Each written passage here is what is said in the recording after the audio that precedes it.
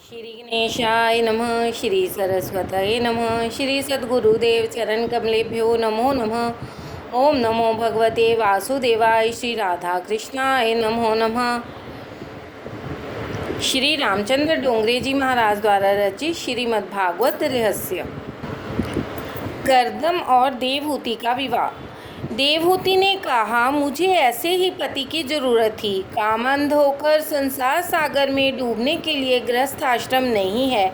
मेरी ऐसी ही इच्छा थी कि मुझे कोई जितेंद्रिय पति मिले। देव को बुलाने वाली शक्ति ही देवहूति है। निष्काम बुद्धि की ही देव को बुला सकती है। मनु महाराज ने विधि पूर्वक कन्यादान कर दिया। देवहूति कर्दम का विवाह हो गया। देवहूति कर्दम के आश्रम में रहने लगी। उसने सोचा कि मेरे पति तपस्वी हैं, अतः मुझे भी तपस्विनी होना होगा।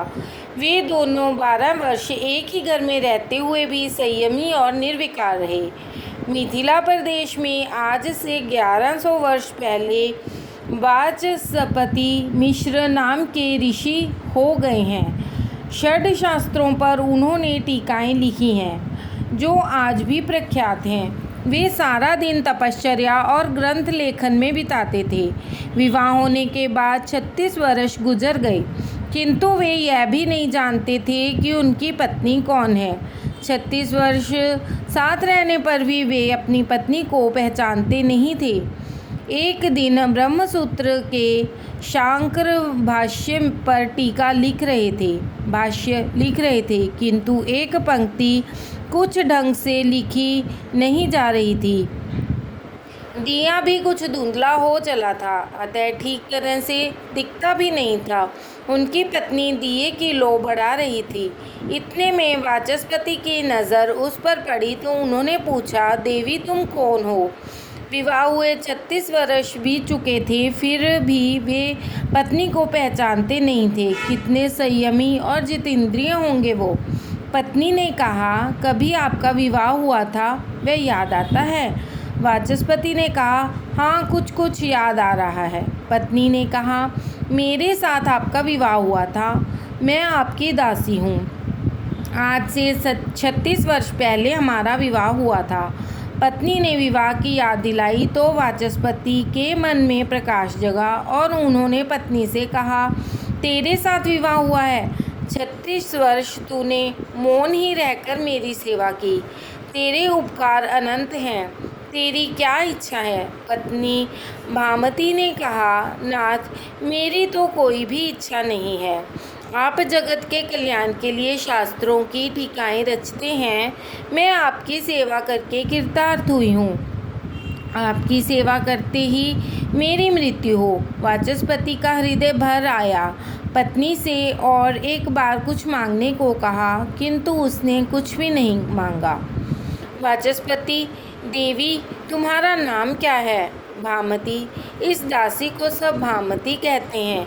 वाचस्पति, मैं शांकर भाष्य पर जो टीका लिख रहा हूँ उसका नाम मैं भामती टीका रखूँगा।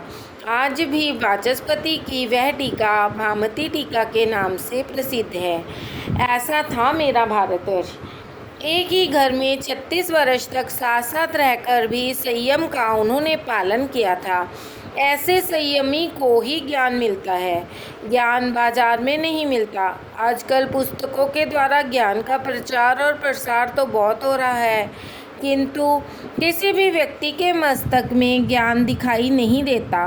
पूर्ण संयम के बिना ज्ञान नहीं पाया जा सकता। पूर्ण संयम के बिना परमात्मा भी प्रकट नहीं होते। एक ही घर में रहकर भी कर्दम देवहूति ने 12 वर्ष तक और वाचस्पति भामती ने 36 वर्ष तक संयम का पालन किया। आजकल का मनुष्य तो 36 घंटे भी संयमित नहीं रह सकता। कर्दम जीवात्मा है और देवहूति बुद्धि है। देवहूति देव को बुलाने वाली निष्काम बुद्धि है। एक दिवस कर्दम ने देखा कि देवहूति का शरीर बहुत दुर्बल हो गया है। उसने मेरी सेवा करते करते अपना शरीर सुखा दिया है। यह देखकर उनका दिल भर आया। उन्होंने देवहूति से कहा, देवी कुछ वरदान मांगो, तुम जो मांगोगी वही मैं दूंगा। देवहूति ने कहा, आप जैसे ज्ञानी पति मुझे मिले हैं वही वरदान है। मैं तो पूजा करके बस इतना ही मांगती हूँ कि मेरा सौभाग्य अखंडित रहे। पहला पेट है, या पेट का दाता परमात्मा। स्त्री का धर्म है कि रोज वह तुलसी और पार्वती की पूजा करें। आज की स्त्री तुलसी की पूजा तो करती है, किंतु चाय नाश्ता करने के बाद ही।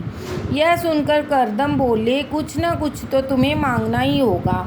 पति के आग्रह करने पर देवहूति ने कहा कि आपने प्रतिज्ञा की थी कि एक संतान होने पर संन्यास लेंगे। अब यदि इच्छा हो तो एक बालक का मुझे दान दें।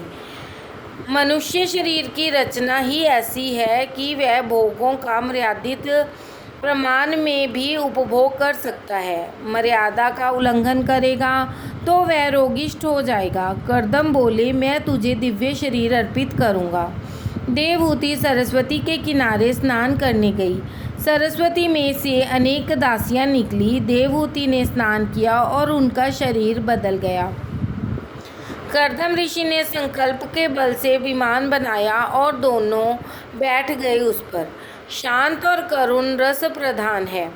श्रृंगार रस और हास्य रस गौण है। कथा में श्रृंगार रस का वर्णन करने की आज्ञा महात्माओं ने नहीं दी है। श्रोताओं को संसार के विषयों के प्रति अरुचि हो और ईश्वर के प्रति प्रेम हो, यह लक्ष्य रखकर वक्ता को कथा करनी चाहिए। कथा श्रवण के बाद विषयों के प्रति अरुचि और ईश्वर के प्रति रुचि न हुई तो समझो कि कथा सुनी ही नहीं। कथा सुनकर वैराग्य होता है। भागवत के दूसरे स्कंद में ब्रह्मा जी ने नारद जी को बताया कि कथा किस प्रकार की जानी चाहिए। इन 100 वर्षों में देवहूति की 9 कन्याएं हुई, किंतु पुत्र एक भी न हुआ। जो 9 कन्याओं का पिता होता है उसके यहाँ कपिल आते हैं। जिसकी 9 पुत्रियाँ होती हैं उसे ज्ञान मिलता है। 9 कन्याओं का अर्थ है नवधा भक्ति। नवधा भक्ति के बिना ज्ञान नहीं होता। सामान्य अर्थ करें तो कह सकते हैं कि 9 कन्याओं का विवाह करते करते पिता की अकल ठिकाने आ जाती है कि मैंने यह क्या कर दिया। नवधा भक्ति के न होने तक कपिल अर्थात ज्ञान नहीं आता।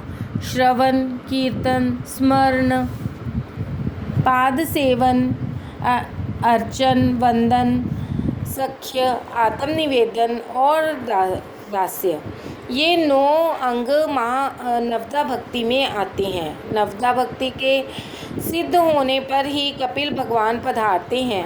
भक्ति की ज्ञान रूप में बदलती है। भक्ति की उत्तरावस्था ही ज्ञान है। अपरोक्ष ज्ञान की पूर्वावस्था ही भक्ति है। भक्ति के बाद ज्ञान आता है। ज्ञान की माता भक्ति है। जिसकी नवधा भक्ति सिद्ध नहीं होती उसे ज्ञान नहीं मिलता। भक्ति द्वारा ही ज्ञान मिलता है। भक्तिर्ज्ञानाय कल्पय। सात्विक दृष्टि के अंत में ज्ञान और भक्ति में अंतर नहीं है। भक्ति से पहले दासोहम है और फिर सोहम है। 9 कन्याओं के जन्म के बाद कर्दम संन्यास लेने के लिए तैयार हुए। एक दिवस कर्दम ने सोचा कि अब तो इस विलासी जीवन का अंत आए तो अच्छा हो। सत्व प्रधाना ब्रह्माणा। वैश्य विलासी जीवन जिए तो कोई बात नहीं, किंतु ब्राह्मण को यह शोभा नहीं देता। अतः कर्दम ने सोचा कि एकांत में बैठकर तप करूं। देवहूति ने कहा, मैं भी त्याग चाहती हूँ। विवाह का अर्थ है तन दो, किंतु मन तो एक ही है। देवहूति बोली, नाथ, आपने तो वचन दिया था कि एक पुत्र के जन्म के बाद आप संन्यास लेंगे। पुत्र का जन्म तो अभी तक हो ही नहीं पाया है। फिर इन कन्याओं की और मेरी देखभाल कौन करेगा? इन कन्याओं की व्यवस्था करने के बाद ही संन्यास लीजिए। शुकदेव जी वर्णन कर रहे हैं, कर्दम देवहूति के विकार का त्याग किया। उन्होंने कई वर्षों तक परमात्मा की आराधना की। इसके बाद देवहूति के गर्भ में साक्षात नारायण ने वास किया। 9 मास का समय समाप्त हुआ। आचार्यों, योगियों और साधुओं के आचार्य प्रकट होने वाले हैं। ब्रह्मादि देव कर्दम ऋषि के आश्रम में आए। ब्रह्मा जी ने कर्दम ऋषि से कहा कि तुम्हारा गृहस्थ आश्रम सफल हुआ। तुम अब जगत के पिता बन गए हो। यह बालक जगत को दिव्य ज्ञान का उपदेश करेगा। जीव भगवान के लिए आतुर होता है, तब भगवान का अवतार होता है। आतुरता के कारण भगवान के दर्शन होते हैं। राधे राधे। श्री कपिल भगवान का जन्म। कर्दम और देवहूति की तपश्चर्या और आतुरता से भगवान उनके यहाँ पुत्र रूप में आए। योगी जन योग से ब्रह्म के दर्शन कर सकते हैं, किंतु संसारी लोग शुद्ध भक्ति से भगवान को पुत्र रूप में प्राप्त कर सकते हैं और भगवान का लालन पालन कर सकते हैं। कपिल भगवान के जन्म लेने पर देवहूति ने कर्दम से कहा, अब गृहस्थाश्रम का त्याग कर सकते हैं। कर्दम कहते हैं कि मुझे 9 कन्याओं की चिंता सता रही है। एक युगल था। प्रभु पर पति की दृढ़ श्रद्धा नहीं थी। पत्नी ने श्याम वस्त्र पहने। पति ने कारण पूछा तो उसने कहा, तुम्हारी दृष्टि में भगवान नहीं है, अतः मैंने काले कपड़े धारण किए हैं। महाभारत में एक कथा है। भीष्म ने प्रतिज्ञा की कि कल मैं अर्जुन का वध करूंगा। भीष्माचार्य की प्रतिज्ञा व्यर्थ नहीं हो सकती। पांडव सेना में हाहाकार मच गया। अर्जुन तो नित्य नियमानुसार भगवंत चिंतन करते हुए सो गए। श्री कृष्ण को चिंता होने लगी कि मेरे अर्जुन का क्या होगा। वे अर्जुन से मिलने आए। अर्जुन तो सोए हुए थे। श्री कृष्ण ने उन्हें जगाकर पूछा कि तुम सो कैसे रहे हो, तुम्हें आज नींद कैसे आ रही है। तो अर्जुन ने कहा कि मेरे लिए जब आप स्वयं जागरण कर रहे हैं तो मुझे क्या चिंता हो सकती है। मैंने अपना कर्तव्य निभा दिया, अब आपको अपना कार्य निभाना है। मनुष्य का कर्तव्य है अनन्य शरणागति। वह सदा यही सोचे कि मेरे मरने से श्री कृष्ण की अपकीर्ति होगी। कर्दम कहते हैं, मुझे 9 कन्याओं की चिंता है। तो ब्रह्मा जी ने कहा, तुम क्यों चिंता करते हो, तुम्हारे घर तो स्वयं भगवान पधारे हैं। तुम चिंता करने के बदले प्रभु का चिंतन करो। वल्लभाचार्य जी ने कहा है कि चिंता कदापि न कार्या। सेवा स्मरण करते हुए जो वैष्णव तन्मय होते हैं उनकी चिंता ठाकुर जी करते हैं। ब्रह्मा 9 ऋषियों को अपने साथ लाए थे। सभी ऋषियों को एक एक कन्या दे डाली। अत्रि को अनसुया, वशिष्ठ को अरुंधति आदि। कर्दम ऋषि ने सोचा कि अब अपने सिर से सारा भार उतर गया। वे कपिल के पास आए और कहने लगे कि मुझे संन्यास लेना है। केवल ईश्वर के लिए ही जो जिए वही सन्यासी है। कपिल ने कहा कि आपकी इच्छा योग्य ही है। संन्यास लेने के बाद आप किसी प्रकार की चिंता ना करें। आप अपना जीवन ईश्वर को अर्पित कर दें। मुक्ति 2 प्रकार की होती है। कैवल्य मुक्ति, जिसमें जीव ईश्वर में लीन होता है और दोनों एक बन जाते हैं। भागवती मुक्ति, इसमें भी ईश्वर से जीव प्रेम से एक तो होता है, किंतु थोड़ा सा द्वैत रखकर नित्य लीला नित्य सेवा में मगन रहता है। कर्दम ऋषि ने संन्यास ग्रहण किया। परमात्मा के लिए सभी संसार के सुखों का त्याग ही संन्यास है। त्याग के बिना संन्यास उजागर नहीं होता। कई लोग निवृत्त होने पर पेंशन पर जाने भी दूसरी नौकरी की तलाश करते हैं। सरकार ने जब कह दिया कि तुम नौकरी करने योग्य नहीं हो, फिर दूसरी नौकरी क्यों ढूंढते हो। अब तो भगवान का भजन करने के दिन आए हैं।